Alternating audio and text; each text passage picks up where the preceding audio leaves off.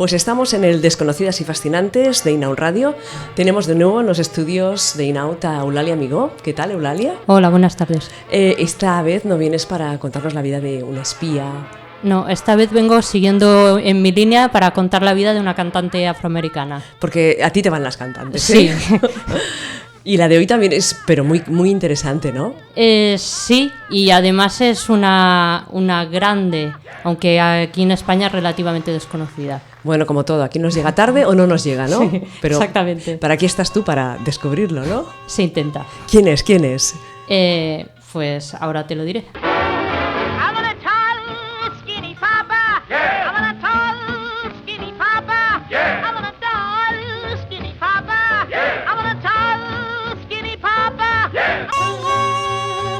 This train is a clean train, this train. I said this train is a clean train, yes, this train. The man don't understand that Bible right, and that's all. I tell you that's all. Rain, rain, rain, children, rain on my door. Yeah, you know it did. Oh, I hear music. Mighty fine music. We heard music. Music. Una mujer negra y una guitarra no es una imagen muy frecuente, y menos en la primera mitad del siglo XX. Sin embargo, existen excepciones, y una de las más notables es sin duda Rosetta Tharpe, o la hermana, sister en inglés, como le gustaba que la llamaran. Porque Rosetta Tharpe formaba parte de una comunidad religiosa, y en las comunidades religiosas practicantes afroamericanas es costumbre llamarse entre los integrantes sister, hermana, o brother, hermano. Ah, muy bien. Nos vamos a llamar sisters ahora. Bueno, por lo de la sororidad pegaría. ¿Sí, no? Su influencia musical es enorme y no se detiene en el gospel, género en el que se formó y triunfó, sino que abarca hasta los inicios del rock and roll. Bueno, explicar que el gospel es una palabra de origen inglés que significa literalmente evangelio, y es la manera como las comunidades afroamericanas tenían de explicar la Biblia, puesto que desde la época de la esclavitud los dueños de esclavos tenían prohibidos a los esclavos aprender a leer, pues la manera como tenían de transmitir las enseñanzas de la Biblia era sencillamente cantándolas. Uh-huh. Y esto sería el gospel, ¿eh? Exactamente. En efecto, pues su forma de tocar, como digo, la guitarra, influyó en el guitarrista Chuck Berry, que bueno, es el guitarrista, cantante y compositor de, por ejemplo, Johnny B. Good, Roll Over Beethoven, o Memphis, Tennessee.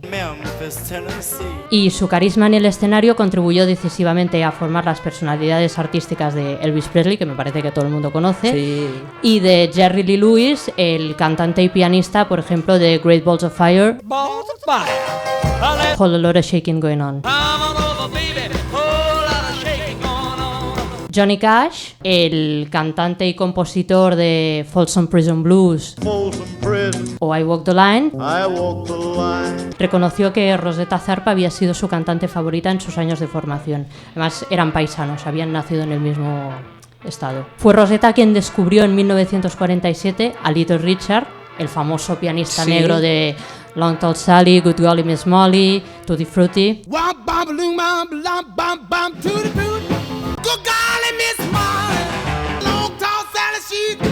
Y le invitó a cantar por primera vez en uno de sus conciertos cuando Richard era jovencísimo, y él admitió más tarde que el aplauso que recibió en aquel momento fue lo mejor de su carrera. La canción Strange Things Happening Every Day de Rosetta Tharpe. Every day, every day, every day, every day, there are strange things.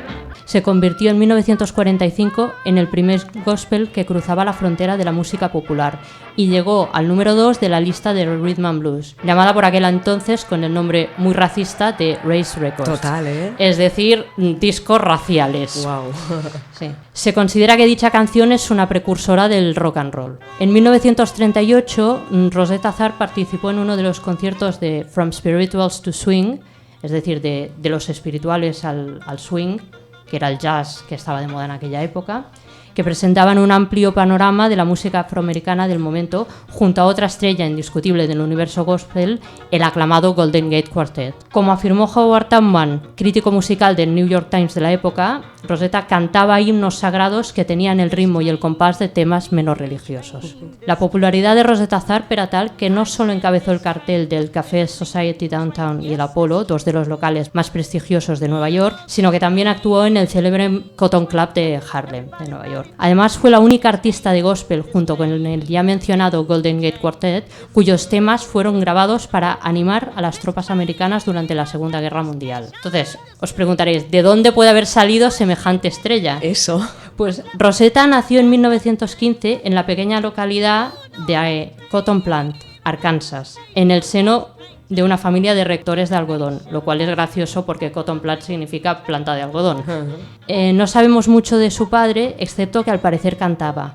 Sí sabemos más acerca de su madre, Katie Bell Novin,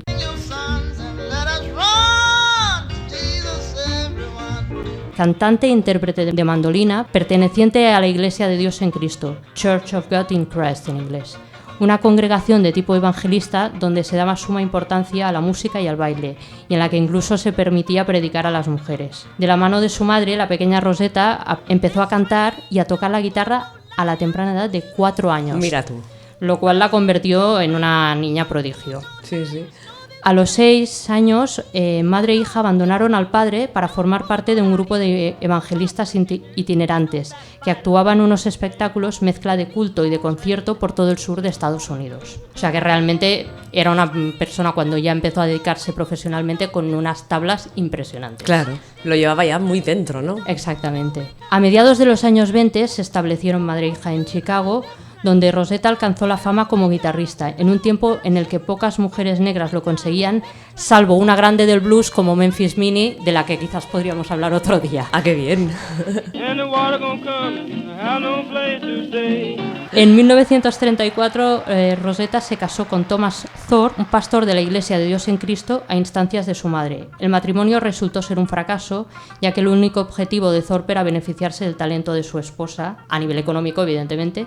Por ello, madre e hija se trasladaron a Nueva York en 1938, ciudad que la catapultó al estrellato. A pesar del desenlace de esta boda, y aun cuando no fue la última, Rosetta adoptó una variante del nombre de su primer marido como nombre artístico. Es decir, él se llamaba Thorpe y ella pasó a llamarse Tharpe. Todo y que lo había dejado, ¿no? El marido. Sí, sí.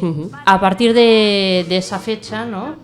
De 1938, Rosetta grabó tanto material sacro como profano, acompañada por las más famosas orquestas de jazz del momento, en especial la de Lucky Millinder. Recibió críticas furibundas por parte de los miembros más conservadores de la comunidad religiosa, que no podían entender no solo que cantara temas explícitamente sexuales, como por ejemplo 4-5 Times, 4-5 times, 4-5 times. O I Want a Tall Skinny Papa,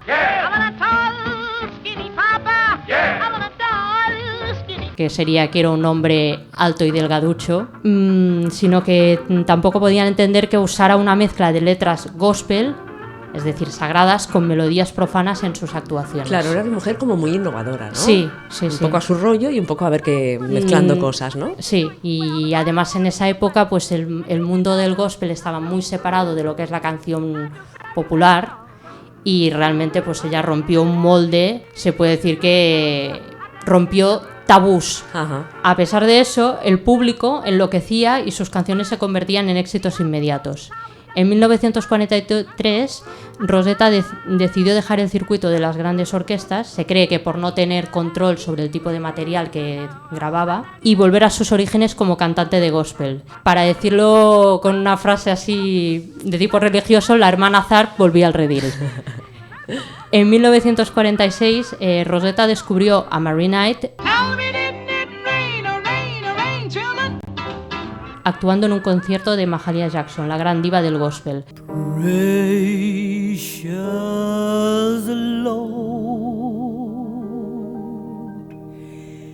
Mahalia Jackson es la otra gran cantante del gospel. Son contemporáneas, de hecho, con Rosetta, pero lo que las diferencia es que Mahalia nunca cruzó la línea de la música popular. Se mantuvo siempre en el lado del gospel. Ajá. Aunque cantaba como Rosetta, canciones con mucho ritmo. Vale. Inmediatamente Rosetta reconoció el talento de Mary Knight y la invitó a salir de gira con ella. O sea, vamos, amor a primera vista. Sí, ¿no? Un flechazo que... Sí. Marie era una estupenda contralto y constituía el contrapunto ideal a la voz de soprano de Rosetta.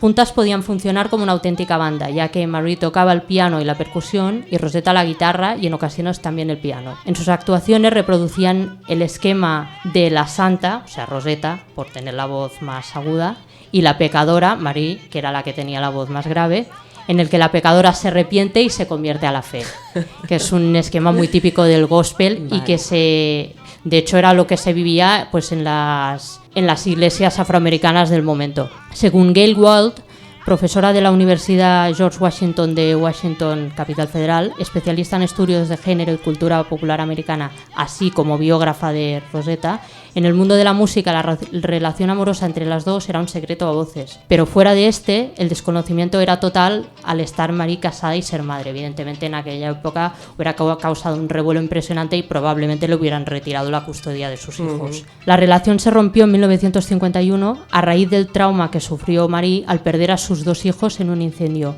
Incluso, según otras fuentes, perdió a su madre. Entonces realmente fue un golpe fuerte. Un golpe en su vida tan fuerte que se retiró, por así decirlo, durante un tiempo de la música. No obstante, siguieron actuando de forma puntual y a la muerte de Rosetta, Marie ayudó a preparar el funeral. Entonces sabemos que no fue esta la única relación lésbica de Rosetta, pero se desconocen los detalles concretos.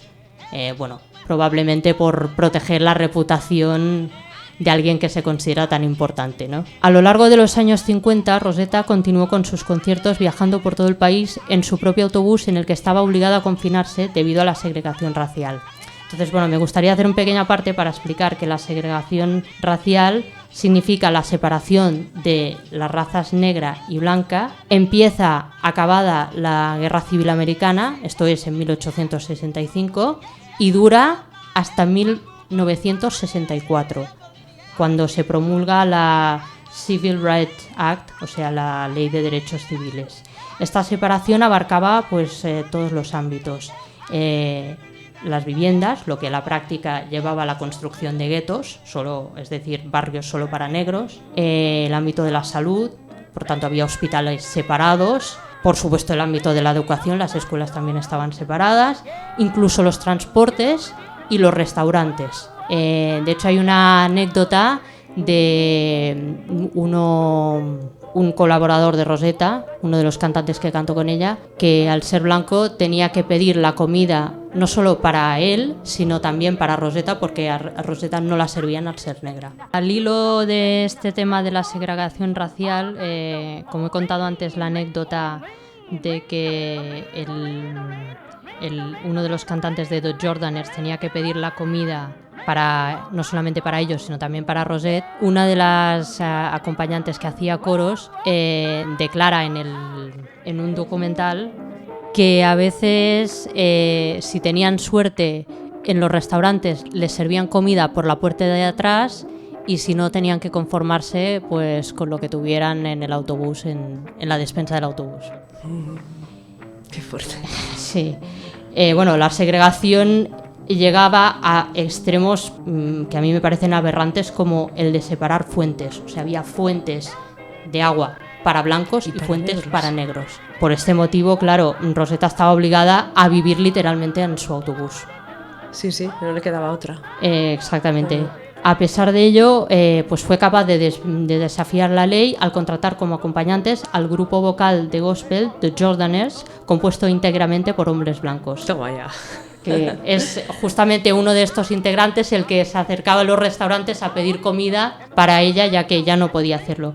Se da la casualidad de que este grupo, The Jordaners, fue el que hizo los coros para Elvis Presley de 1956 a 1972. Por lo tanto, pues los lazos entre Rosetta y el rock and roll son realmente muy extensos. A finales de la década, la estrella de Rosetta empezó a declinar por la aparición del fenómeno musical que paradójicamente había contribuido a crear el rock and roll, que estaba dominado por hombres blancos jóvenes. Y evidentemente no querían saber nada de mujeres negras de mediana edad. Aunque en 1957 fue contratada para realizar una gira en Gran Bretaña, fue en 1964 cuando, en pleno resurgir del interés por el blues, embarcó hacia Europa como integrante de la Blues and Gospel Caravan, en la que también actuaban, entre otros, el cantante y guitarrista de blues Muddy Waters. O sea, realmente actuó con grandísimas estrellas.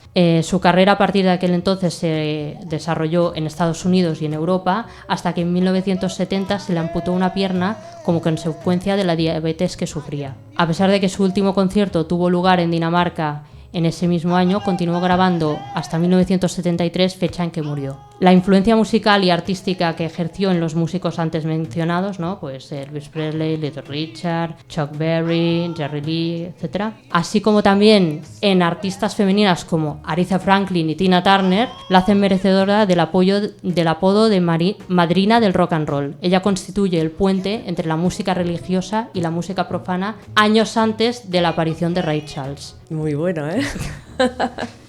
Me he quedado así con la historia de Rosetta Tharpe. Y si queremos saber un poquito más, Eulalia. Pues sí, hay un documental muy interesante de 2011 que se llama The Godmother of Rock and Roll, o sea, la madrina del rock and roll, que desafortunadamente solo está en inglés y sin subtítulos. Yo por lo menos no lo he podido encontrar. Es del cineasta Mick Chasky.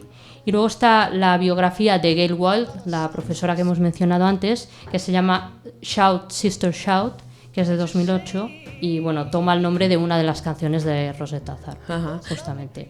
¿Y cómo llegaste hasta ella? Pues bueno, yo soy muy aficionada a la música afroamericana y en general, y especialmente pues también al rock and roll de los inicios, lo que sería el rockabilly y el rhythm and blues. Y bueno, pues llegué a ella una vez escuchando música de aquella época. De hecho, la forma como llegué fue que oí una versión de una canción suya de Elvis Presley. Up above my head, there is music in the air. Up above my head. Y me pareció una canción absolutamente extraordinaria y digo, esto no puede ser obra de un blanco. Y investigando, pues resultó que era una canción de Rosetta Tharpe. Ajá. Es decir, que muchos artistas interpretaron sus canciones. Exactamente, también, ¿no? Sí. De hecho, a día de hoy se siguen interpretando. ¡Qué bien! Por descubrirnos esta gran artista. Eulalia, amigo, muchísimas gracias. A vosotras. Y vendrás pronto, ¿no? ¿Estás trabajando en otra ya o...? Estoy investigando. Vale, ella siempre investiga. Muchísimas gracias y mucha suerte. Music, music.